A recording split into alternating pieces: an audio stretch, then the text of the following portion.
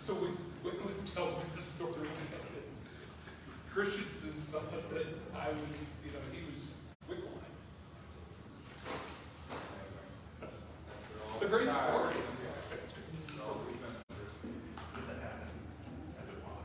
I think it was during the summer. Good morning.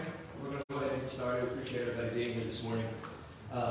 Democratic caucuses in the House and the Senate are eager to get to work. Back in November, Arkansans elected 135 representatives and 35 senators to work together and to govern together and to address the needs that all Arkansans face every day. Arkansas obviously made history yesterday with the inauguration of Governor Sarah Sanders, the first woman to hold that office. We welcome her calls for a 2023 session that brings necessary focus to public education, the criminal justice system, our foster care and adoption systems, health care, and our state's tax rates. We agree that these issues require bigger, better, and bolder ideas than what we've seen in the past. But as Democrats, we are united in our own bold vision for the state to bring a healthier, safer,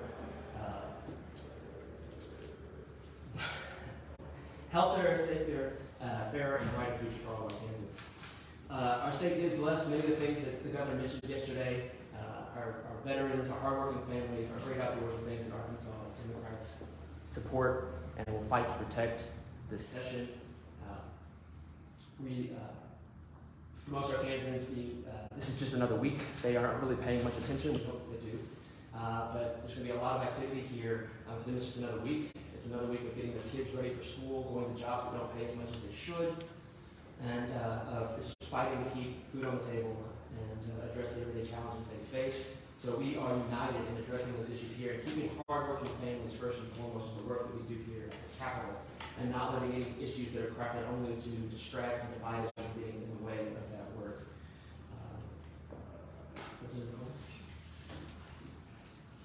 Thank you, Senator Letting, and I'm State Representative District 74 and also House Minority Leader.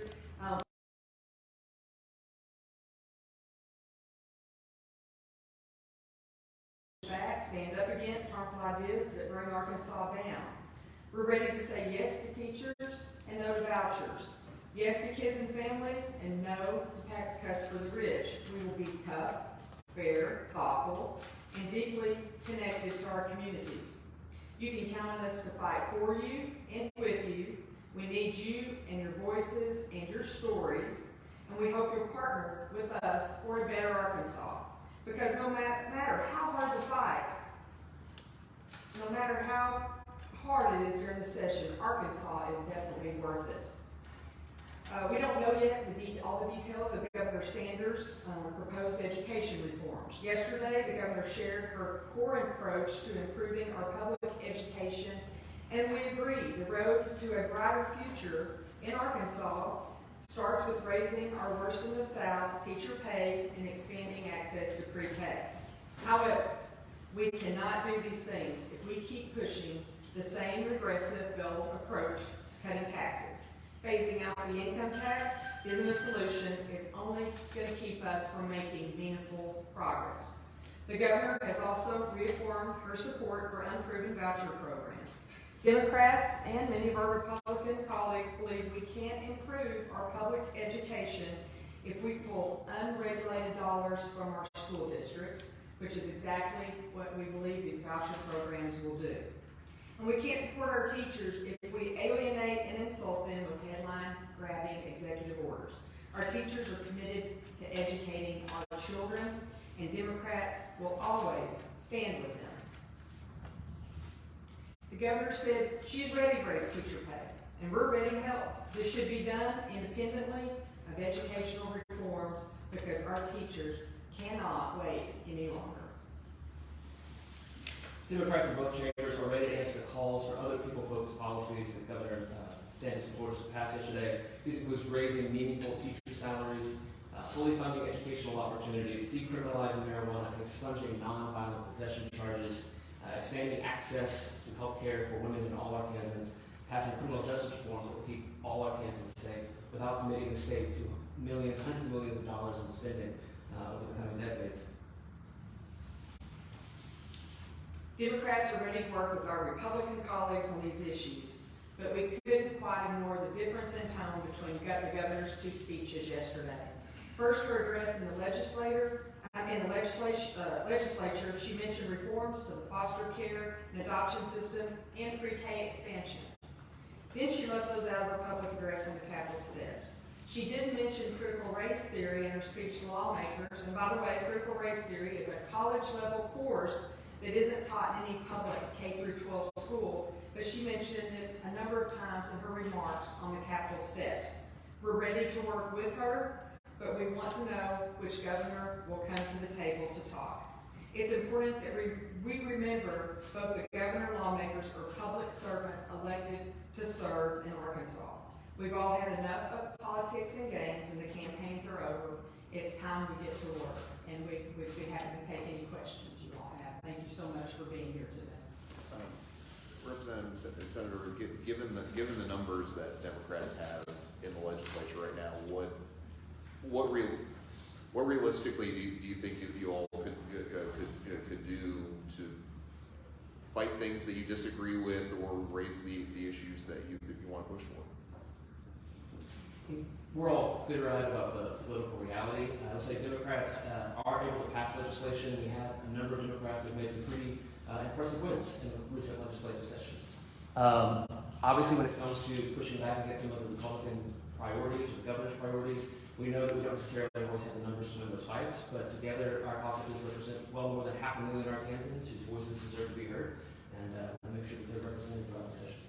Yeah, I want to add that, on so many issues, we often all agree. There are tons of bills that we all pass together and work together on, and we're still willing to do that. But when we feel like it's, we have to stand up for our values and our ideas and what we think is the path to a better Arkansas, and we will continue to do that. What is your argument against phasing out the state income tax? Well, so far I haven't heard a plan that where we're going to replace those funds. How are we going to continue to fund a lot of our programs? That's one of the main things. And plus, it doesn't always seem like it's done in a fair manner, where often people who make a lot more money are the ones that get the bigger breaks, and then people that are really struggling get a pittance at times. And so that's a couple of reasons, Arkansas has a lot of needs, the state has a lot of needs, we just want to make sure we don't wind up in a financial position where we can't afford to provide all the support and services that are necessary. When it comes to expanding healthcare, does that include trying to get exceptions to the current Arkansas abortion law that does not provide for instances of rape or incest?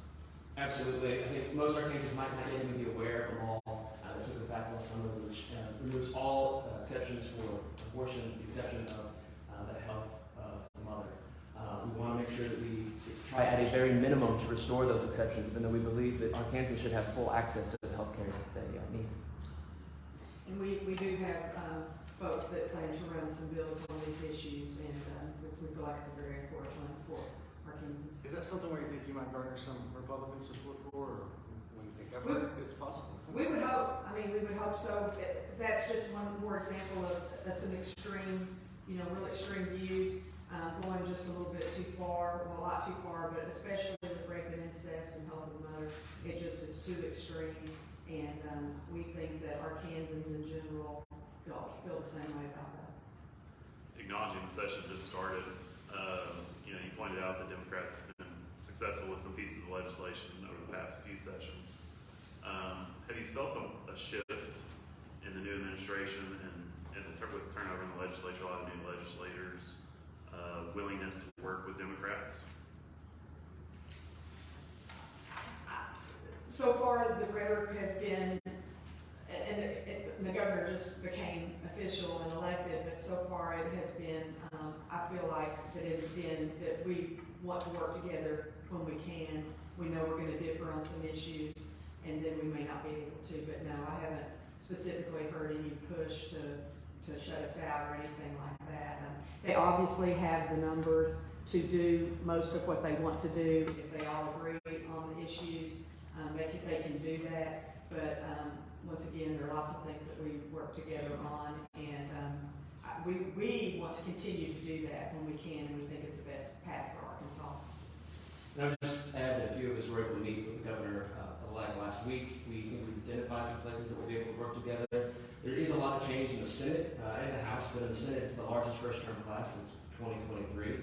A lot of the new members seem very willing to work together, and we'll say Republicans have obviously enjoyed strong majorities for a number of years now.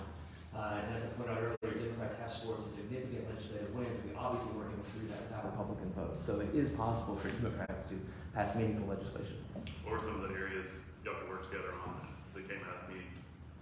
We both agree we do need to raise teacher salaries, so we're leading conversations there. I think there are some criminal justice reforms that we'll be able to work together on. You know, there might not be many, but it is still early, and I think we're going to see more of these conversations develop in the coming days. And everything that was mentioned are things that I think as Arkansans we all care about, whether it's tourism or public safety or education. All the things that have been mentioned are things that we deeply all care about. Once again, we want to get to we want us to get to being the best, and sometimes that it looks like a different pathway to get there, maybe for us. But if we can do those things and agree on them and get there in the same way, that would be great. Did y'all have any conversations, like long-term conversations, or was it all just focused basically specifically on this session here with her, Have you come up with our conversation with the governor? it was just looking ahead at this session. She wanted to get a very broad view of her goals and plans for the session, and we kind of wanted to do the same. So it wasn't a very long meeting or long-term review of the coming weeks. On teacher raises, because she's indicated that it could be part of a larger education reform bill. Would your preference be for it to be standalone? What would you think if it's part of a bill that includes other things that you don't like school choice? I think we agree that we would rather those be separate bills, because in any issue, when you put a bunch of ideas or bills into a package, whether it's a highway bill, whether it's education bill, no matter any kind of big bill like that, there's more chance that there's going to be something that we don't agree on. So that in some ways might take away our ability to work as closely together to pass things as we would like to, and to be more bipartisan about it. So I think that's a concern.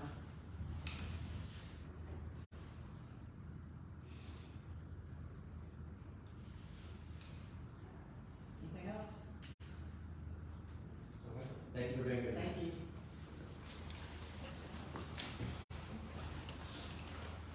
And we'll be around